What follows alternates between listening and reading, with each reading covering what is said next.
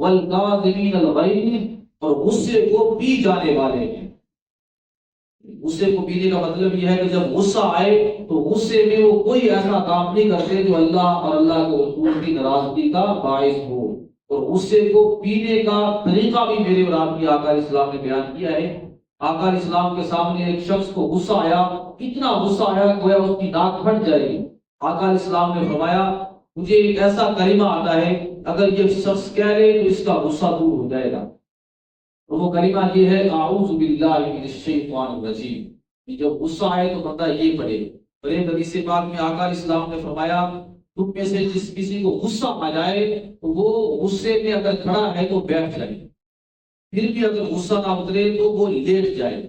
مقصد کیا ہے کہ کھڑے ہو کے انسان کو ایسا کام کر بیٹھے گا غصے کے اندر جو اللہ کی نافرمانی پر مشتمل ہوگا، اور جب کام کر بیٹھے گا تو بعد میں غصہ اتر جائے گا تو شرمندہ ہوگا۔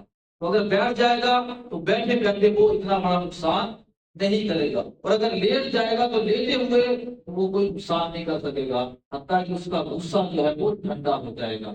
ایک حدیث پاک میں آقا علیہ السلام نے فرمایا غصہ کیونکہ شیطان کی طرف سے ہے، اور شیطان آگ سے بنا ہے، اور اس لیے آگ پانی سے بجھائی جاتی ہے۔ تم میں سے جس کسی کو غصہ آئے تو وہ اس غصے میں وضو کر لے اور ٹھنڈا پانی پیے، اس سے اس کا غصہ جو ہے رفع ہو جائے گا۔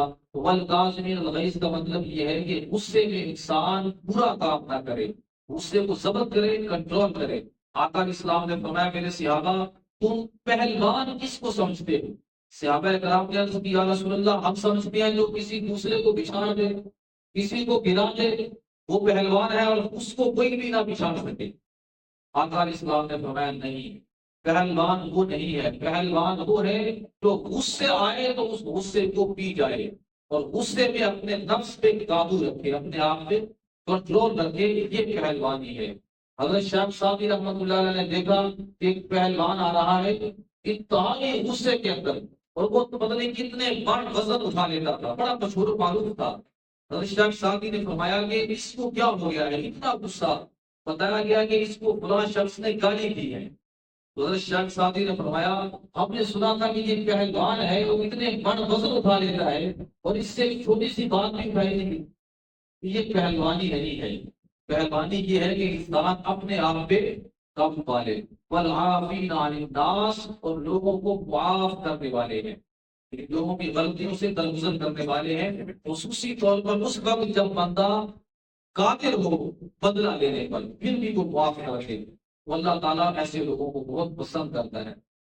واللہ محب المحسنین، اللہ تعالیٰ ایسے نیک لوگوں کو ہی محبت کرتا ہے، ایسے نیک لوگوں کو ہی پسند فرماتا ہے۔ اللہ رب العزت کی بارگاہ میں دعا، اللہ تعالیٰ